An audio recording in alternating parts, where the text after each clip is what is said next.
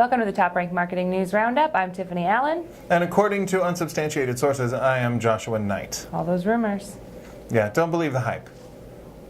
Believe the hype. I am actually Joshua Nite. Ah, got it. Okay. Regardless of what you may have heard from orthodontistagainstjoshuanite.com. Thought we were past this, Josh. I really did. I'll never be past this. I'm retaining it. Maybe I should kill that particular gag, do you think? That would be the same way that YouTube is killing their 30-second unskippable ads, which I'm very, very excited about. And they're killing them for the reason that I've encountered, which is when I see a 30-second unskippable ad, suddenly the content itself becomes very skippable. Mm-hmm. So they're phasing these out slowly. In 2018, they're going to be off the market starting January 1st, no mas. So they'll still have 20-second ads and 6-second bumpers. So if you can get your content out there in 6 seconds, you're good. They're also keeping the skippable ads, which are a pretty decent deal for marketers because if the people skip the ad, you don't get charged for the ad buy. So that's pretty great. Companies like Geico have made their unskippable ads where you have, like, in 6 seconds, the narrator's just like, you can't skip this ad because you've already had our brand impression. And it's true. Fair enough. And the kids, they dig it. So what we've seen, though, is like the average length of a video on YouTube is actually 90 seconds. So if you have a 30-second ad in front of that, then a third of the runtime is the ad. And that's not great. It's leading to higher bounce rates. You're getting shorter watch times. So this whole move makes sense to me. I think as marketers, it's on us to find ways to engage people beyond that. Like, I mean, the 30-second ad is from the era of TV. And come on. Who's watching TV? I'm not watching TV. I'm watching Netflix. I can't remember the last time I watched 30 seconds of anything on purpose without being made to do it. Yeah.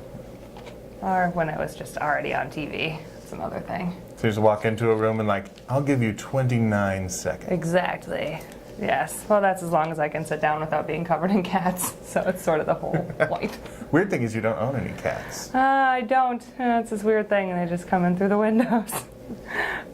You know, in other Google news, Josh, did you know that my alter ego at home is 1 star? 1 star, loving it. Because all of my jokes are exactly 1 star out of 5. Well, it turns out that Google is also reducing their star rating threshold, but it's not what it sounds like.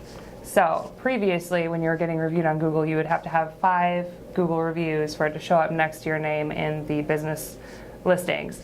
Now it is 1 review. So if 1 star visits your business and gives you 1 star, that's going to show up next to your business listing. So that's going to have a little bit more of an impact on smaller businesses that maybe don't have online reviews.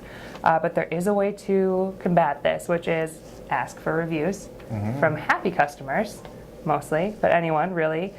Make it easy for folks to review you, provide links, send follow-up emails after a purchase if you'd like, you know, review your product, blah, blah, blah. Offer a reward for folks that review you, which is always like, you know, not like here's $20, give me 5 stars, but 10% off your next purchase for a review, something of that nature. And then respond to bad reviews too. So it's a lot easier for folks to look at your reviews and see 1 star and go, ooh, but if they see your response and not like, actually, you're the worst, to 1 star back, you know, but like a legit, you know, addressing the issue review, more likely to get their business. Yeah, a little like an apology that you feel that way and see if we can resolve it.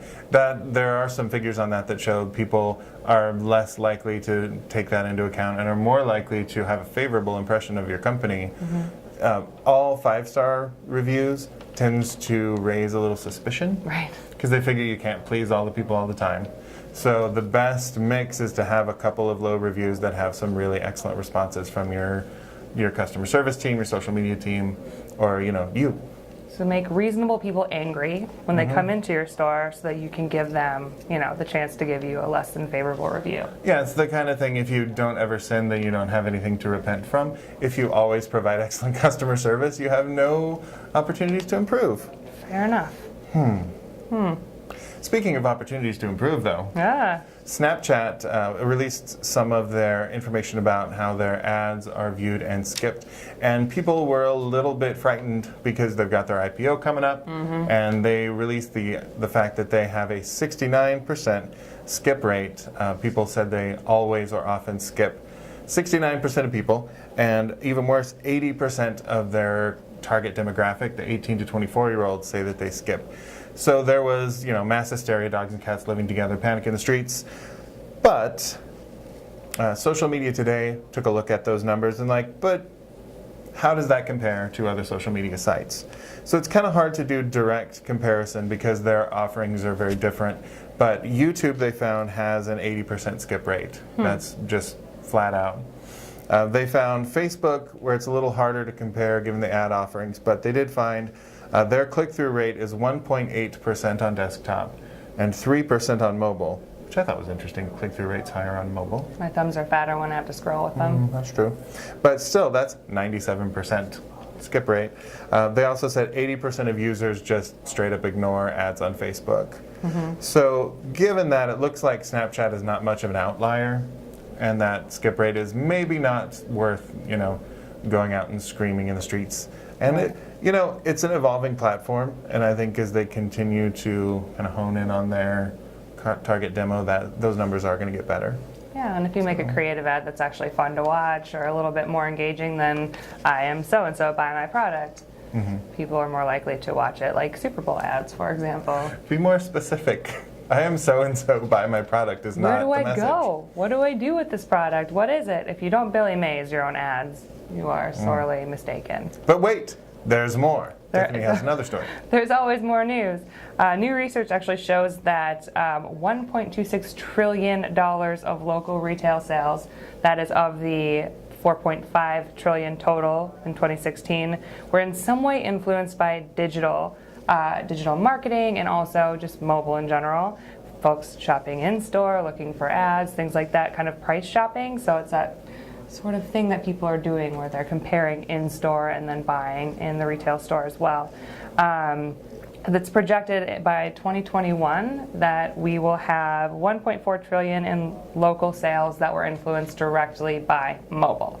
So that's not just digital, but mobile in itself, showing that, folks shopping in store are still comparing their prices on mobile. They're seeing mobile ads. I think the Bluetooth beacon and those kind of local geo targeted mobile ads are going to come into their own very soon here, and then people can stalk you while you're walking past their store, which is what I prefer to do. Right. We're going to get creepier. It's going to be weird, but there's going to be really good deals out of it. So, you save a dime. I prefer to do my stalking in person. I think the Bluetooth beacon is not as, it doesn't have that kind of human touch to it. So I just hang out in a store and I'm like, hey, I'm so-and-so, buy my product. Classic Gen X. I mean, we have this increase in mobile traffic. I saw in the process of researching for this week, I saw that over 50% of YouTube's traffic is on mobile now. So everything be mobile all the time. But even though mobile is well over 50% of digital shopping, only 16% of the sales from shopping are coming from mobile compared to desktop. So we still have some ground to cover as far as getting people to the purchase on the device. So we're working on it. I do a lot of shopping on my phone. I don't do as much buying on my phone, that's for sure. It's one of those I'm bored, what can I buy? Oh, I have to go, and then I don't buy it. I fill my cart and abandon it, and then it follows me around everywhere. Amazon's like, hey. Did you forget?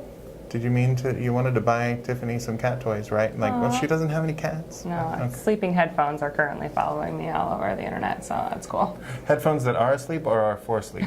For sleeping, which is weirder somehow than the actual sleeping headphones. Well, that is all the news that we have for you this week. We'll be back next week with more online marketing news, but if you need more in the meantime, as always, follow TopRank on Twitter at TopRank, or you can follow me at Tiffany_Allen. And you can follow me at Nitewrites, that's NITEWRITES, and I'll be happy to offer tips on how to wake up sleeping headphones. It's really, really important. All right, we'll see you next week.